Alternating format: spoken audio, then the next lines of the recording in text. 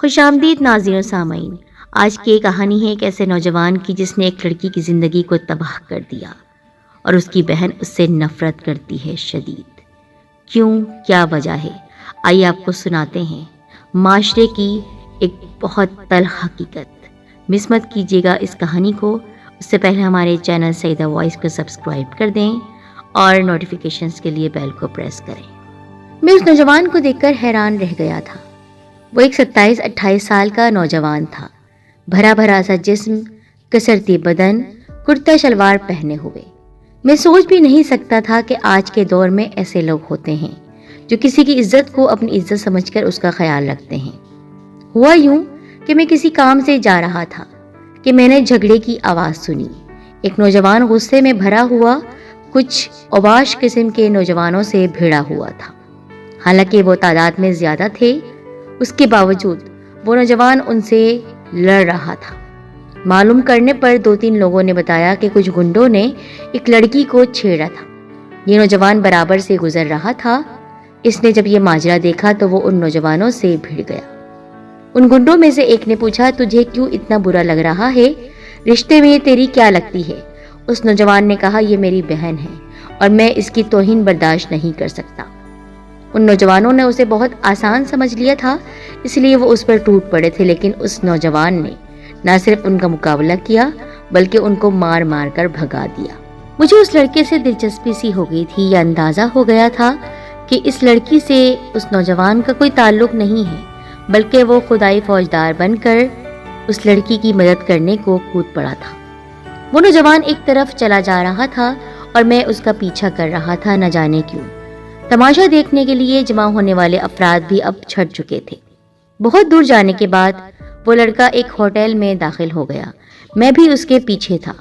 اس نے جب اپنے لیے چائے منگوائی تو میں اس کے سامنے والی کرسی پر بیٹھ گیا۔ اس نے نہ سمجھنے والی نگاہوں سے میری طرف دیکھا۔ تمہارا نام کیا ہے؟ میں نے پوچھا۔ کیوں؟ وہ بولا۔ یوں ہی پوچھ رہا ہوں، میں نے بتایا۔ ابھی میں تمہاری لڑائی دیکھ کر آ رہا ہوں اور مجھے اس بات کی خوشی ہے کہ ابھی بھی ہمارے معاشرے میں تم جیسے لڑکے موجود ہیں جو لڑکیوں کی عزت بچانا اپنا فرض سمجھتے ہیں۔ میں تمہارے اس جذبے سے بہت متاثر ہوا ہوں۔ شکریہ، وہ دھیرے سے بولا۔ میرا نام شہباز ہے۔ ہاں، تم جیسے دلیر نوجوان کا نام شہباز ہی ہونا چاہیے تھا، میں نے کہا۔ اس نے اپنی چائے ختم کر لی تھی۔ وہ اٹھنے کا ارادہ کر رہا تھا کہ میں نے اس کا ہاتھ تھام لیا۔ شہباز، کچھ دیر تو میرے ساتھ بیٹھ جاؤ، میں نے کہا، تم سے کچھ باتیں کرنی ہیں۔ وہ کچھ سوچ کر بیٹھ گیا۔ جی، کیا باتیں کرنی ہیں؟ شہباز، میرا نام عشرت محمود ہے۔ میرا تعلق لکھنے لکھانے کے شعبے سے ہے۔ مجھے یہ دیکھ کر بہت خوشی ہوئی کہ تم میں ابھی تک غیرت کی چنگاری موجود ہے۔ تم نے ان گنڈوں کے ساتھ جو کیا بہت اچھا کیا، لیکن نہ جانے کیوں مجھے ایسا احساس ہوا ہے کہ تم نے یوں ہی ان کو نہیں مارا ہے، بلکہ تمہارے انداز سے ایسا لگتا ہے جیسے تم اپنی کوئی دشمنی نکال رہے ہو۔ یہ تو ہے۔ اس نے ایک گہری سانس لی۔ میں نے دشمنی نکالی ہے کیونکہ وہ لڑکی میری بہن تھی۔ اس کے ساتھ میں ایسا سلوک اس لیے برداشت نہیں کر پایا کہ میں ان گنڈوں سے اپنی بہن کو بچانا چاہتا تھا۔ کیا مطلب؟ تمہاری بات سمجھ میں نہیں آئی، میں الجھ گیا۔ جانے دے صاحب، کیا کریں گے پوچھ کر۔ اس نے ایک گہری سانس لی۔ یہ بتائیں میں آپ کو کیسا انسان لگا ہوں؟ میرا خیال ہے تم ایک صاف دل کے غیرت مند نوجوان ہو۔ نہیں صاحب، یہیں پر تو آپ کا تجربہ دھوکہ کھا گیا ہے۔ میں ایک انتہائی بے غیرت انسان ہوں، بے حس، بدمعاش، آوارہ، بدچلن۔ میں ان میں سے ہوں جس کو انسان کہنا انسانیت کی توہین ہے۔ پلیز اب آپ زیادہ نہ پوچھیں، کم از کم اتنا تو بتاتے جاؤ کہ تم رہتے کہاں ہو۔ رہتا نہیں ہوں، رہنے لگا ہوں۔ اتنا کہہ کر وہ ہوٹل سے باہر چلا گیا۔ میں سوچتا ہی رہ گیا کہ اس کا کیا کردار ہے، وہ کس قسم کا انسان ہے۔ یقیناً اس کے اندر کوئی راز ہوگا۔ اس کا لڑنا کسی لڑکی کو غنڈوں کے چنگل سے بچانا، پھر اس کا یہ بیان کہ وہ ایک بے حس اور بے غیرت قسم کا انسان ہے، لگا نہیں کھاتا تھا۔ مجھے اس میں اتنی دلچسپی ہو گئی تھی، اسی لیے میں اس کی تلاش میں ایک دن عزیز آباد پہنچ گیا، جو میرے گھر سے زیادہ فاصلے پر نہیں تھا۔ ظاہر ہے میں اس کے بارے میں کچھ بھی نہیں جانتا تھا، لہٰذا اسے کہاں تلاش کرتا۔ وہ ایک بہت بڑا علاقہ تھا، اسی لیے بہت دیر تک ادھر ادھر بھٹکنے کے بعد گھر واپس آ گیا، لیکن میں نے ہمت نہیں ہاری تھی۔ مجھے اپنی کہانی کے لیے ایک کردار مل رہا تھا، اس کی باتوں نے مجھے الجھا دیا تھا۔ میں اسی الجھن کو دور کرنے کے لیے اسے تلاش کر رہا تھا۔ وہ کسی اور کی بہن اور بیٹی کے لیے لڑ مرنے کو تیار تھا۔ दूसरी तरफ उसका ये कहना कि वो एक बेहिस इंसान है, ये कैसे मुमकिन था। कहते हैं तलाश करने से खुदा भी मिल जाता है। एक दिन वो मुझे मिल ही गया, वो भी इस तरह कि इस बार वो अपने इलाके की एक लड़की की हिफाजत के लिए मैदान में उतर आया था। मैंने जब कुछ लोगों की भीड़ देखी तो सूरत हाल मालूम करने पहुंच गया था। पता चला वो नौजवान किसी लड़की को गुंडों से छुड़ाने के लिए उनसे भिड़ गया था। वो 2-3 गुंडों को मार चुका था और मार मार कर उन दोनों का हुलिया बिगाड़ दिया था। वो दोनों तो वहां मौजूद थे, लेकिन जिस लड़की के लिए सब हो रहा था वो दिखाई नहीं दे रही थी। हो सकता था उसे रवाना कर दिया गया हो। मैं उस नौजवान के पास पहुंचा तो वो न जाने फिर कहाँ गायब हो गया। बहुत कोफ्त हुई थी मुझे। मैंने एक पान वाले से पूछा ये सब क्या था। उसने बताया, क्या बताऊं साहब, कितनी गुंडागर्दी होने लगी है, किसी की इज्जत ही महफूज नहीं है। कमबख्त एक लड़की के पीछे पड़े हुए थे कि इत्तेफाक से शहबाज इधर निकल आया। उसने उन लड़कों की ठुकाई कर दी। शहबाज? हाँ, उस नौजवान ने अपना यही नाम बताया था। क्या तुम उस शहबाज को जानते हो? मैंने पूछा। इस इलाके का हर बंदा उसको जानता है साहब, यहाँ से चौथी गली में रहता है, किसी से भी पूछ ले उसका घर बता देगा। खुदा का शुक्र था एक प्रॉब्लम हल हो गई थी। अब उसके घर पहुंचना मुश्किल नहीं था। मैं चौथी गली में उसके मकान तक पहुंच ही गया। वो 2 कमरों का एक छोटा सा मकान था। अब तो पुरानी तर्ज के 2-3 मकान बचे होंगे वहां, वरना बाकी तो कई मंजिला बन चुके थे। मैंने दरवाजे पर दस्तक दी। कुछ देर बाद दरवाजा खोल दिया गया। वही शहबाज सामने था। वो मुझे पहचानने की कोशिश कर रहा था। जब मैंने उसे बताया हमारी मुलाकात कहाँ हुई थी और क्या क्या बातें हुई थी तो वो पहचान गया। मेरी समझ में नहीं आता कि आप मुझे तलाश क्यों कर रहे हैं और यहाँ कैसे पहुँच गए। इसलिए कि मैं तुम्हारे बारे में जानना चाहता हूँ। मेरी लगन सच्ची थी, इसलिए तुमको तलाश कर लिया। आए, अंदर आ जाए। वो छोटा सा घर आम अंदाज के फर्नीचर वाला था। वो एक कमरा बैठक के तौर पर इस्तेमाल कर रहा था। उसने मुझे उसी बैठक में बिठा दिया। जी जनाब, आखिर मुझ में आपको ऐसी कौन सी बात दिखाई दे गई है कि आप यहाँ पहुँच गए हैं? उसने पूछा। तुम्हारे अजीब और गरीब किरदार ने मुतासिर किया है, मैंने कहा। एक तरफ ये हाल है कि हर एक की माँ बहन की इज्जत बचाने के लिए कूद पड़ते हो, दूसरी तरफ ये कहना कि तुम एक बेहिस इंसान हो, मैं किस तरह मान सकता हूँ? यही सच है। उसने एक गहरी सांस ली। क्या आप यकीन करेंगे, मैंने खुद अपनी बहन की इज्जत को पामाल किया है। उसने कहा। क्या? मैं हैरान रह गया। क्या कह रहे हो तुम? सच कह रहा हूँ। उसने अपनी गर्दन झुका ली। जरा देर में वो नौजवान मेरे सामने इंतहाई बुलंदी से जमीन पर आ गिरा। अगर वो सच बोल रहा था तो दुनिया में उससे घिनौने गुनाह की कोई मिसाल नहीं हो सकती थी। शहबाज, कह दो कि तुमने झूठ बोला है। मैंने कहा। तुम ऐसा नहीं कर सकते। हाँ, ये सच है कि मैं ऐसा नहीं कर सकता, इसीलिए तो अपने घर वालों और अपने माशरे से मुंह छुपाए इधर उधर घूमता फिर रहा हूँ। शहबाज, क्या तुम मुझे अपनी कहानी सुनाओगे? मैंने पूछा। इस तरह शायद तुम्हारे दिल का बोझ हल्का हो जाए। हाँ, हो सकता है। उसकी निगाह छत की तरफ थी। मुझे शायद अब ये कहानी सुना देनी चाहिए। उसने कहा। चले, मैं आपको बता देता हूँ। मैं जानता हूँ इसके बाद शायद मैं यहाँ नहीं रह सकूँगा, लेकिन बता देना ही मुनासिब है, वरना मर जाऊँगा।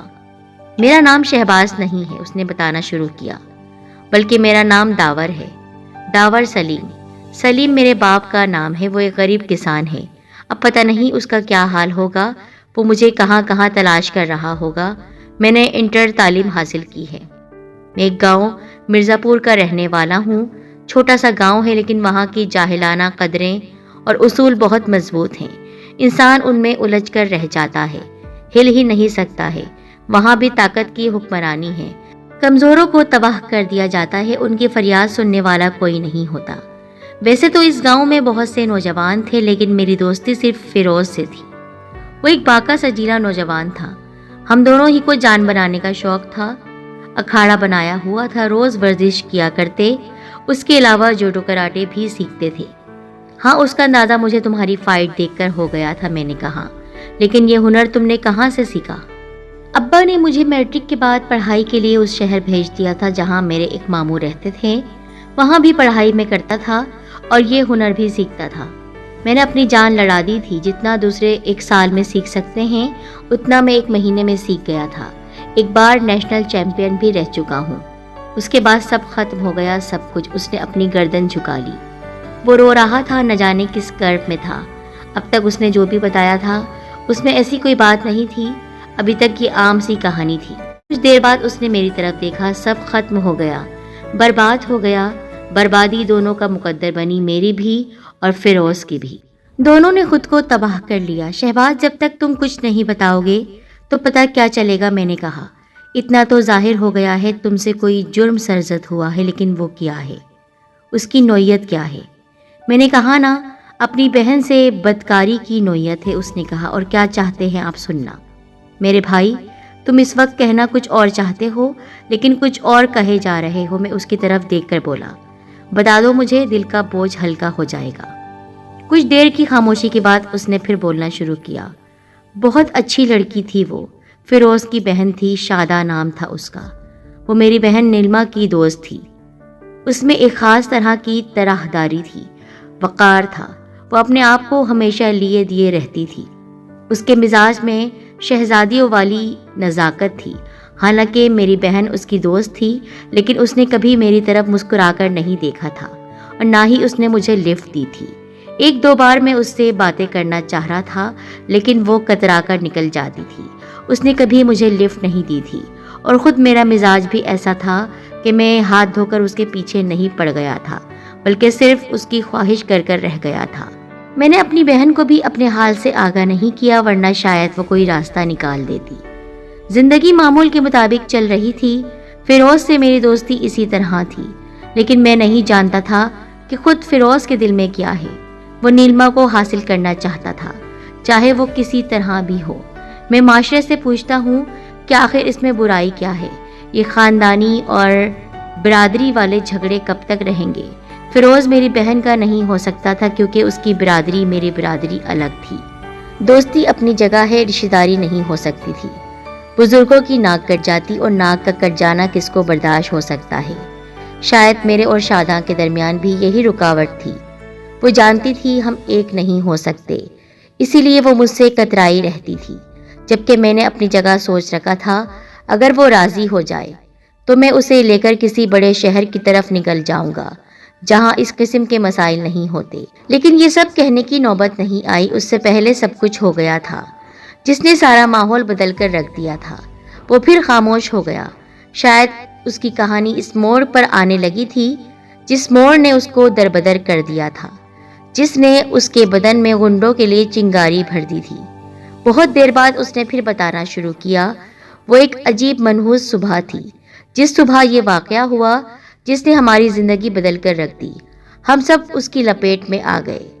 وہ رونے لگا، نہ جانے اس کے دل میں کیسا بوجھ تھا جو اترنے کا نام ہی نہیں لے رہا تھا۔ وہ ایک قیامت کی صبح تھی۔ میں یہ سوچتا ہوں فیروز نے مجھ سے کوئی بات کیوں نہیں کی؟ شاید اسے بھی برادری اور خاندان کا خدشہ تھا۔ تبھی اس نے ایک ایسی حرکت کر ڈالی جو میرے تصور میں بھی نہیں تھا۔ اس نے میری بہن کے ساتھ زیادتی کر ڈالی تھی، تباہ کر دیا تھا اس کو۔ میرے خدا، میں نے ایک گہری سانس لی۔ یہ تو بہت دل خراش واقعہ ہے، ہاں بہت بھیانک ہے، سوچ سے بھی باہر، اس نے کہا۔ میری بہن اس صبح کھیتوں کی طرف گئی تھی، اس نے اسے وہیں پکڑ لیا تھا۔ وہ دہائیاں دیتی رہی، وہ روتی رہی، لیکن اس وقت اس کمبخت پر شیطان سوار تھا۔ جب کسی پر شیطان سوار ہو جائے تو پھر اس کی آنکھوں کے آگے اندھیرے چھا جاتے ہیں، اسے کچھ دکھائی نہیں دیتا۔ اسے بھی کچھ دکھائی نہیں دے رہا ہوگا۔ اس نے میری معصوم بہن کے ساتھ جو کچھ کیا، اس کو سن کر میرے پورے وجود میں آگ سی لگ گئی۔ کیا تمہاری بہن نے تمہیں بتا دیا تھا؟ وہ بیچاری کیا بتاتی، کس طرح بتاتی؟ وہ تو شرم و حیا کی تصویر تھی۔ گاؤں کے ایک آدمی نے یہ ظلم دیکھ لیا تھا، اس نے ایک ہنگامہ برپا کر دیا۔ دیکھتے ہی دیکھتے آس پاس کے کھیتوں کے لوگ وہاں جمع ہو گئے اور فیروز کو پکڑ لیا گیا، جبکہ میری بہن صدمے سے بے ہوش ہو چکی تھی۔ میں اس وقت گھر سے باہر گیا ہوا تھا، واپس آیا تو یہ خبر سننے کو ملی۔ آپ اندازہ کر سکتے ہیں سب سن کر میرا کیا حال ہوا ہوگا۔ دل چاہا کہ اسی وقت اس کے ٹکڑے اڑا دوں، مار دوں اس کو۔ اس نے جو کچھ کیا وہ ایسا جرم تھا جس کی معافی نہیں مل سکتی تھی۔ گاؤں کی کچھ عورتیں میری بہن کو اٹھا کر گھر لے آئی تھیں۔ وہ بے ہوش تھی۔ میری ماں کا رو رو کر برا حال تھا۔ میں نے اپنے کمرے سے کلہاڑی اٹھائی اور فیروز کو مارنے کے ارادے سے چل پڑا۔ پتہ چلا کہ بڑے بزرگوں نے اسے ایک کمرے میں باندھ کر ڈال دیا ہے اور کل صبح اس کا فیصلہ ہوگا۔ یعنی تمہارے یہاں ابھی تک وہی پرانی رسمیں موجود ہیں؟ ہاں، اور پوری قوت سے باقی ہیں۔ وہ جو فیصلہ دے وہ آخر ہوتا ہے۔ उससे इनकार नहीं किया जा सकता। उसमें कई लोग होते हैं, वो गांव के बाअसर लोग होते हैं, जो कह दिया वो कह दिया। तो मैंने कहा कि मैं घुसकर उसको मार डालूंगा, लेकिन मुझे रोक दिया गया। इतनी जल्दी क्या है, कल सुबह उसका फैसला हो जाना है, एक रात सब्र कर लो। अल्लाह जानता है कि मैंने वो रात किस तरह गुजारी होगी। क्या मेरे घर वालों का हाल हुआ होगा, मेरी बहन का क्या हाल हुआ होगा। जिस कमरे में फिरोज को रखा गया था, उस कमरे में ही उसका फैसला होना था। मुझे भी उस कमरे में लाया गया। वो मेरा दोस्त था, हमने अच्छे बुरे दिन एक साथ गुजारे थे, लेकिन इस वक्त वो मेरा बदतरीन दुश्मन था। अगर बुजुर्ग बीच में नहीं होते तो मैं उसे मार चुका होता। उसने मुझे देखकर अपनी गर्दन झुका ली थी। उसका जुर्म सुना गया, उसने इकरार कर लिया था। उसने बताया उस वक्त उस पर शैतान सवार हो गया था, इसीलिए उसने ये हरकत की। वो अपने इस जुर्म पर शर्मिंदा है और सजा पाने के लिए तैयार है। उसके बाद फैसला सुना दिया गया। उसने सजा दे दी थी। क्या आप अंदाजा कर सकते हैं वो सजा क्या होगी? जाहिर है कोड़ों की सजा या इसी किस्म की कोई और बात होगी। मैंने कहा नहीं जनाब, वो फैसला ये था, चूंकि उसने मेरी बहन के साथ ऐसी हरकत की है, इसीलिए मैं भी उसकी बहन के साथ वैसी ही हरकत कर सकता हूँ। अचानक मुझे कई महीनों पहले की एक खबर याद आ गई। ये खबर अखबारात में भी छपी थी और हर चैनल ने उसको कवर किया था। उसमें भी इस किस्म का एक फैसला था। ये ख्याल आते ही मैंने शहबाज की तरफ देखा। क्या तुम्हारा इस केस से कोई ताल्लुक है? हाँ, वो धीरे से बोला। बुजुर्गों ने जब ये फैसला सुनाया तो मैं भड़क उठा। मेरे अंदर का शैतान जाग उठा था। मैं उस वक्त अंधा और बहरा हो गया था। शादा को नहीं देख रहा था, उसकी चीखें नहीं सुन रहा था। वो भी मजलूम थी मेरी बहन की तरह, लेकिन चूंकि बुजुर्गों ने फैसला दे दिया था, इसलिए मुझे उसकी इज्जत को पामाल करना था, और वो मैं कर गुजरा। बस मैं समझ गया। मैंने उसकी बात काट दी। मुझे अब कुछ नहीं सुनना। तुम एक वहशी हो, दरिंदे हो, और ये जो लड़कियों के लिए झगड़े करते फिरते हो, ये तुम्हारा दिखावा है। नहीं, ये दिखावा नहीं है। वो रोने लगा। मैं उन गुंडों को इसलिए मारता हूँ कि ये सारा खेल मकाफात का है। मैं डरता हूँ जिस तरह ये लोग आज किसी की बहन बेटी को छेड़ रहे हैं, कल इनकी बहन बेटी के साथ भी ऐसा हो सकता है, जिस तरह फिरोज के साथ हुआ। उसने मेरी बहन के साथ बदसलूकी की, उसकी सजा उसको ये मिली कि खुद उसकी बहन के साथ भी ये बुरा सलूक हुआ। मैं इसीलिए डरता हूँ क्योंकि ऐसा लगता है कि हर लड़की उस वक्त मेरी ही बहन है।